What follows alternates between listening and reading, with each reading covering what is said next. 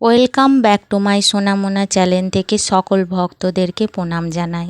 এইখানে কিছু কেটে রাখা গোল আকারের কাপড় আমি নিয়ে নিয়েছি। আপনারা নিজেরাও কেটে নিতে পারেন গোল করে। আমি আগে থেকেই কেটে নিয়েছি। আর সেই গোল কাপড়গুলো 4 ভাঁজে ভাঁজ করে নেব।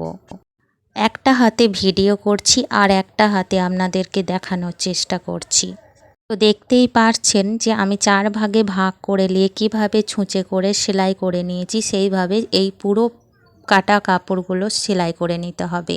আর ঠিক যেন ফুলের পাপড়ির মতো লাগবে সেইভাবে সবগুলো সেলাই করার পর একটা ফুল আকারের তৈরি হয়ে যাবে। দেখুন এখন আমি পুরো পাতাগুলো ঠিক ফুলের পাপড়ি মতো করে সেলাই করে নিয়েছি। আর ঠিক মনে হচ্ছে এটা একটা গাছে টাটকা ফুল। এখানে কিছু সাদা মালা আমি এই ফুলের মধ্যেখানে অ্যাড করে দেবো, যাতে ফুলটা দেখতে খুব সুন্দর লাগে। আপনারা চাইলে এই সাদা মালা না দিয়ে অন্য কিছু মালা দিয়ে ব্যবহার করতে পারেন, তাতে মন্দ কিছু লাগবে না, আশা করি ভালোই লাগবে। এখন আমি হাতে করে করে ফুলের পাপড়িগুলো খুলে দেবো, তাহলে দেখতে আরও সুন্দর লাগবে ফুলটা। এখন ফুলটা রেডি হয়ে গেল।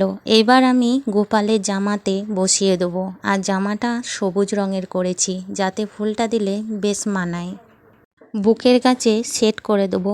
আর যেহেতু ফুলটা দিলে খুব সুন্দর লাগবে, আমি ভালো করে দেখে নিয়েছি, ওই জন্য বেশ সুন্দর করে বসিয়ে নেওয়ার চেষ্টা করছি। এটা সুতো করে সেলাই করে তারপরে আমি পুরো জামাটাকে রেডি করে আপনাদেরকে দেখাচ্ছি।